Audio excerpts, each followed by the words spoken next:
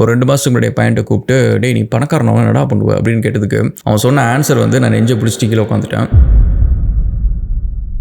பணத்தை கூட்டுறதா பெருக்கிறதா எது வந்து பெஸ்ட் சாய்ஸ்? இந்த விஷயத்துக்கு ஆன்சர் வந்து 22 வருஷம் நான் வந்து ஸ்கூல் காலேஜ் முடிச்சுட்டு 12 வருஷம் வேலை செய்கிறேன். அந்த கம்பெனி இந்த கம்பெனி சின்ன சின்ன பிஸ்னஸ் எல்லாத்தையும் பண்ணுறேன். அப்போ கூட எனக்கு தெரியல. அந்த 12 வருஷம் கழிச்சு தான் வந்து இந்த கான்செப்ட் ஆஃப் மணி அப்படின்றது எனக்கு ஒன்று புரியுது. ஸோ அது என்னன்னு சொல்லி பார்ப்போம். Welcome to expert jobs and வீடியோஸ்லாம் பிடிச்சிருந்துச்சு அப்படின்னா மறக்காம சப்ஸ்கிரைப் பண்ணுங்க, ஃப்ரெண்ட்ஸ்லாம் ஷேர் பண்ணுங்க. ஸ்கில் இல்லாமல் இந்த உலகத்தில் வந்து காசு சம்பாதிக்க முடியாது கைஸ். அண்ட் காசு சம்பாதிக்கலன்னா நம்ம வீட்டில் இருக்கவங்க கூட நம்ம மதிக்க மாட்டாங்க. எக்ஸ்பர்ட் அகாடமியில் வந்து புது இனிஷியேட்டிவாக வந்து டெக் பண்டல் அப்படின்னு சொல்லிட்டு எந்தெந்த கோர்சஸ்லாம் ஒன்றா சேர்ந்து படித்தா நம்மளுக்கு வேலை கிடைக்குமோ அந்த கோர்சஸ்லாம் பண்டில் பண்ணியிருக்கு. அதேமாரி இன்ஜினியரிங் பண்டில், பிஸ்னஸ் பண்டில் அப்படின்னு சொல்லிட்டு தனித்தனியாக இருக்குது. ஸோ அதை போய் செக் பண்ணி பாருங்கள். கிட்டத்தட்ட 1000 ஸ்டூடெண்ட்ஸு எல்லாம் 5 ஸ்டார் ஃபீட்பேக். ஸோ அதனால் செக் பண்ணி பாருங்கள். It will be very interesting. இந்த பணத்தை கூட்டுறதா பெருக்கிறதா என்ன டிஃப்ரென்ஸ் அப்படின்றதுக்கு வந்து ஒரு எக்ஸாம்பிள் வந்து ஒரு 2 மாதத்துக்கு முன்னாடி பையன்ட்ட கூப்பிட்டு, டேய் நீ பணக்காரனவன் என்னடா பண்ணுவ அப்படின்னு கேட்டதுக்கு அவன் சொன்ன ஆன்சர் வந்து நான் நெஞ்சை பிடிச்சிட்டு கீழே உட்காந்துட்டேன். என்ன சொன்னான்னா பணத்தை சேவ் பண்ணணும் அப்படின்ட்டான். டேய் நான் உன்ட்ட எப்படா பணத்தை சேவ் பண்ணணும்னு சொன்னேன்? உன் கண்ணு முன்னாடி நான் சேவ் பண்ணி கூட பார்த்துருக்க மாட்டேன். நம்ம வளர்ந்தது வந்து ஃபுல்லாக ரிஸ்க் எடுத்து தானடா, எப்படா சேவ் பண்ணி சொல்கிற அப்படின்றதுக்கு அவனுக்கே ஆக்சுவலி தெரியல. அவனுக்கு எப்படி எதனால் அந்த ஆன்சருக்கு அவன் டிரைவ் பண்ணி வந்தான் அப்படின்றது அவனுக்கு தெரியல. ஏன்னா நம்ம ஃபேமிலியிலே வந்து ஃபஸ்ட்டு ஜாகர் வாங்கினது நம்ம தான். அதேமாரி இத்தனை பிஸ்னஸ் ரன் பண்ணுறது இது எல்லாமே வந்து நம்ம தான். கண்கூடா வந்து நான் போடுற எஃபர்ட்டு ஒவ்வொரு விஷயம். இப்போ கூட மணி பாருங்கள் 10 மணி. ஆக்சுவலி இன்றைக்கி வந்து ஒரு பாட்காஸ்ட்டை நம்ம பண்ண வேண்டியது. அந்த பாட்காஸ்ட் கெஸ்ட்டு வந்து இன்றைக்கி வரல, நாளைக்கு வரேன் அப்படின்னு சொல்லிட்டாரு. ஸோ அப்போ அந்த டைம் வந்து இப்போ வேறு மீட்டிங் எதுவும் புக் பண்ணல. அண்ட் ஆக்சுவலி வந்து நம்மளுக்கு கழுத்தொலி தலைவலி வேறு இருந்தாலும் வந்து இந்த டைம் வேஸ்ட் பண்ணக்கூடாது. நம்ம கமிட் பண்ண டைமில் ஒர்க் பண்ணணும்னு கமிட் பண்ணிட்டோம்ல, அந்த டைமை ஒர்க் பண்ணிட்டு போயிடுவோம் அப்படின்னு சொல்லிட்டு முடிச்சுட்டு போய் படுக்க போகிறோம். ஸோ அந்த மாதிரி வந்து கண்டினியூவஸ் ரிலீஜியஸாக கன்சிஸ்டண்ட்டாக 22 வருஷமாக எஃபர்ட் போட்டு ஓரளவுக்கு வந்திருக்கிறோம், ஒரு நிலைமைக்கு வந்திருக்கிறோம். இதுக்கு காரணம் வந்து சேமிப்பு கிடையாது இல்லை. அப்படி இருக்கிறப்ப ஏன் அந்த கான்செப்ட் மைண்டுக்குள்ளார வந்துச்சு அப்படின்றதுக்கு கிட்டத்தட்ட வந்து 2 months நான் உட்காந்து யோசிச்சுட்டு இன்றைக்கி தான் இந்த வீடியோ போடுறேன். அதுக்கப்புறம் சரி பையனுக்கு எப்படி எக்ஸ்பிளைன் பண்ணுறது அப்படின்றதுக்காக வந்து பணத்தை கூட்டினா என்ன நடக்கும், பெருக்கினா என்ன நடக்கும் அப்படின்னு சொன்னேன். உன்ட்டு 3 ரூபாய் இருக்குது, இன்னொரு 3 ரூபாய் இருக்குது, கூட்டினா உனக்கு வந்து 6 ரூபாய் தான் வரும், அதுக்கு மேலாம் வராது.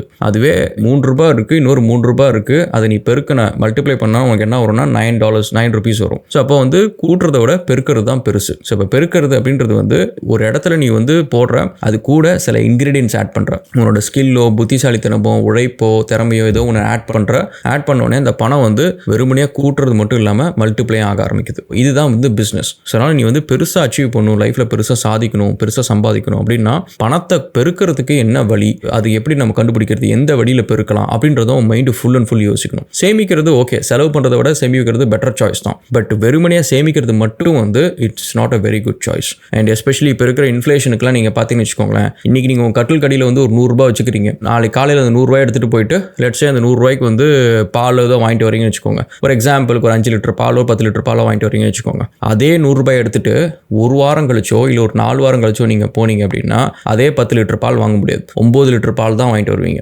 அதுவே இன்னும் ஒரு 3 வருஷம் 4 வருஷம் கழிச்சு போனீங்கன்னா 1 லிட்டர் பால் தான் வாங்கிட்டு வருவீங்க. ஸோ அதனால் நீங்கள் பணத்தை சேமிக்கிறது அப்படின்றது வந்து இது வந்து நஷ்டத்தில் போடுறது மாதிரி. அது ஒரு எமர்ஜென்சிக்கு வச்சுக்கலாம், ஒரு 6 மாதம் எக்ஸ்பென்ஸ் அப்படின்ற ஒரு விஷயத்தை வச்சுக்கலாம். அதுக்கு மேலே வந்து நீங்கள் பணத்தை ரொம்ப சேமிச்சு வைக்கணும் அப்படின்னு போட்டிங்கன்னா அது வந்து it's not gonna be profitable. So அந்த ஒரு விஷயம். பட் எனக்கு வந்து என் பையனுக்கு எப்படி யார் ப்ரோக்ராம் பண்ணா அப்படின்றது எனக்கு இன்னும் தெரியல. ஸ்கூலில் சொன்னாங்களா, எங்கே இந்த கான்செப்ட் அவன் மைண்டுக்குள்ளே வந்துச்சுன்னு தெரில. பட் எனக்கு எப்படி வந்துச்சுன்றது நான் யோசிச்சு ஒரு கண்டுபிடிச்சிட்டேன். என்ன அப்படின்னு பார்த்தீங்கன்னா, சின்ன வயசுலேருந்து நம்ம கண்ணு முன்னாடி வந்து பணம் சம்பாதிக்கிறதுக்கு அப்படின்றதுக்கு வந்து ஒரே ஒரு எக்ஸாம்பிள் நம்ம தெரிஞ்சது வந்து நம்ம அப்பா வந்து எப்படி சம்பாதிக்கிறாரு. படித்தாரு, வேலைக்கு போகிறாரு, வேலையை வந்து கரெக்டாக மண்டே டு ஃப்ரைடே கரெக்ட் டைமுக்கு போகிறாரு, கஷ்டப்படுறாரு, சம்பளம் வீட்டுக்கு எடுத்துகிட்டு வர்றாரு. அந்த சம்பளம் தான் நம்ம ஒரே இன்கம், அதை வச்சு தான் பணம் வீட்டுக்குள்ளே வருது. ஸோ அந்த பணத்தை வந்து நம்ம என்ன பண்ணுறோம், இந்த பில் அந்த பில் இதெல்லாம் கட்டிகிட்டே இருக்கிறோம். கட்டி முடிச்சதுக்கப்புறம் பார்த்தீங்கன்னா பணம் வந்துட்டு அடுத்த நாள்ல இருந்தே வந்து பணத்தோட தேவை வந்து எங்கள் அப்பா துரத்திக்கிட்டே இருக்கு. ஸோ இது மிடில் கிளாஸ் நடக்கிற ஒரு விஷயம் தானே. நமக்கு இந்த பணத்தோட ஸ்ட்ரெஸ் நம்மளை துரத்திக்கிட்டே இருக்கும், நம்மளை யோசிக்க விடாது. நம்மளை ஒரு நாளைக்கு வந்து எப்படின்னா ஒரு பக்கம் நம்ம வேலை செஞ்சாலும் இன்னொரு பக்கம் நம்மளை வந்து தொய்வட வைக்கிறது என்னன்னா, இவ்வளோ வேலை செஞ்சு நம்ம பெருசாக ஆகலையே அப்படின்ற அந்த ஒரு தாட் ப்ராசஸ், அந்த ஒரு கவலை, அந்த ஸ்ட்ரெஸ், என்னடா இன்னும் இந்த கடன் இருக்கேன் அந்த கடன் இருக்கேன், அந்த ஸ்ட்ரெஸ் வந்து 5 மணிக்கு மேலே நம்மளை யோசிக்க விடாது. 5 மணிக்கு மேலே நம்ம டயர்டாக்கி உட்கார வச்சிரும். அதனால வந்து நம்ம நிறைய பணம் பண்ணணும் அப்படின்ற இடத்துக்கு வந்து நம்ம போகிறதே கிடையாது. இதனால வந்து ஒரு 60 வயசு வரைக்கும் நம்ம கஷ்டப்பட்டு சம்பாதிச்சுக்கிட்டே பண்ணிக்கிட்டே இருக்கிறோம். இஷ்டப்பட்டு சம்பாதிக்கிறது இல்லை, இஷ்டத்துக்கும் சம்பாதிக்கிறது இல்லை. இது ஒரு பக்கம். இன்னொரு பக்கம் நம்ம அந்த பணத்தை வச்சு என்ன பண்ணுறோம் பார்த்தீங்கன்னா கொஞ்சம் சேமிக்க ஆரம்பிக்கிறோம். மிடில் கிளாஸில் டிப்பிக்கலாக நடக்கிறது சேவிங்ஸ் ஒன்று பண்ணுறோம். அதுக்கப்புறம் என்ன பண்ணுறோம் அப்படின்னு பார்த்தீங்கன்னா அந்த பணம் நம்ம கையில் எக்ஸஸாக இருக்கிறப்ப நம்ம என்ன பண்ணுறோம்னு கவனிச்சிங்கன்னு வச்சுக்கோங்களேன் கைஸ். அது வந்து தீபாவளிக்கு அந்த மாதிரி ஏதோ ஒரு ஃபங்க்ஷன் இல்லை ஒரு மாதத்துக்கு ஒரு தடவை சினிமாவுக்கு போகிறது அப்படின்னு சொல்லிட்டு சில ஃபன் ஐட்டம்ஸ்க்கு நம்ம செலவு பண்ணுவோம். நம்மளோட அத்தியாவசிய செலவை தாண்டி நம்ம செலவு பண்ணுறது. அந்த ஒரு இடத்துல வந்து நம்ம வளர்றப்பே வந்து பணம் செலவு பண்ணால் சந்தோஷம் அப்படின்ற ஒரு கான்செப்ட் நம்ம மைண்டில் வருது. ஸோ இப்போ என்னென்ன விஷயம் வருது, பணம் சம்பாதிக்கிறது கஷ்டம், கஷ்டமும் பணமும் சேர்ந்து தான் ஒரே வார்த்தையில் இருக்குது. பணம் சம்பாதிக்கிறது கஷ்டம், பணத்தோட தேவை வந்து நம்மளுக்கு எப்பவுமே இருந்துகிட்டே இருக்கும். பணத்தை ஜாக்கிரதையாக செலவு பண்ணணும், பணத்தை சேமிக்கணும், பணத்தை செலவு பண்ணால் ஜாலியாக இருக்கும். இந்த விஷயம்லாம் நம்ம பிரெயின்குள்ளார பல வருஷம் ப்ரோக்ராம் பண்ணிக்கிட்டே இருக்கிறோம். நம்ம வளர்ந்ததுக்கப்புறம் ஒரு மிடில் கிளாஸ் பையன்கிட்ட போயிட்டு திடீர்னு நீங்கள் ஒரு 5 லட்ச ரூபாய் கொடுத்தீங்கன்னு வச்சுக்கோங்களேன், அவனுக்கு வந்து பெருசாக ஒரு கடனோ ஸ்ட்ரெஸ்ஸோ இல்லைன்னு வச்சுக்கோங்க, அவன் உடனே யோசிக்கிறது வந்து 5 லட்ச ரூபாய்க்கு வந்து ஒரு ஐஃபோன் வாங்கணும், ஒரு பைக் வாங்கணும், அதை வாங்கணும், ட்ரெஸ் வாங்கணும் அப்படின்னு சொல்லிட்டு செலவு பண்ணுறது தான் ஃபஸ்ட்டு அவன் பார்ப்பான். கனவு லட்சியம் எல்லாமே வந்து அந்த பணத்தை எப்படி செலவு பண்ணுறது அப்படின்ற நோக்கத்தில் போயிடும். இந்த இடத்துல தான் வந்து நிறைய நேரத்தில் வந்து நம்ம பண்ணுற தப்பு இருக்குது. ஏன்னா நான் அந்த பணத்தை கூட்டுற நாட்களில் வந்து என்னோட மென்டாலிட்டி இங்கே தான் இருக்குது. பணம் கிடைக்கிறப்ப வந்து பணத்தை கூட்டுறதுக்கு கொஞ்சம் செலவு பண்ணுறேன், அதாவது சேவிங்ஸில் கொஞ்சம் போடுறேன், மிச்சத்தை வந்து என்னோட சந்தோஷம், ஏன் ஜாகுவார் கார் வாங்கினதே வச்சுக்கலாமே.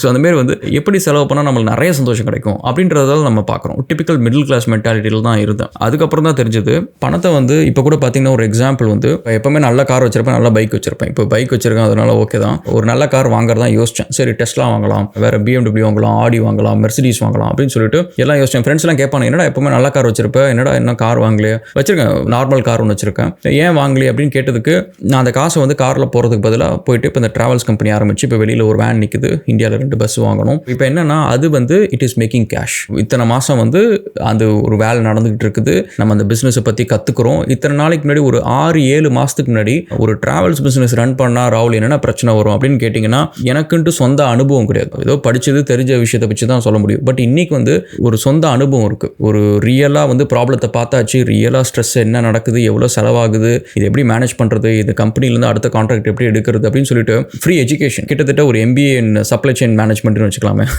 அதுமாரி வந்து ஒரு கம்ப்ளீட் கோர்ஸ் வந்து நம்ம வந்து ரொம்ப ஷார்ட் டைம் ஃப்ரேமில் பண்ணுறோம். ஸோ இப்போ இந்த மாதிரி வந்து இந்த கான்செப்ட் ஆஃப் மணி வந்து நான் வேலை செய்ய ஆரம்பித்து ஒரு 12 வருஷம் கழிச்சு தான் எனக்கு மாறுது. மாறினதுக்கப்புறம் நீங்கள் பார்த்தீங்கன்னா I'm using money as a tool.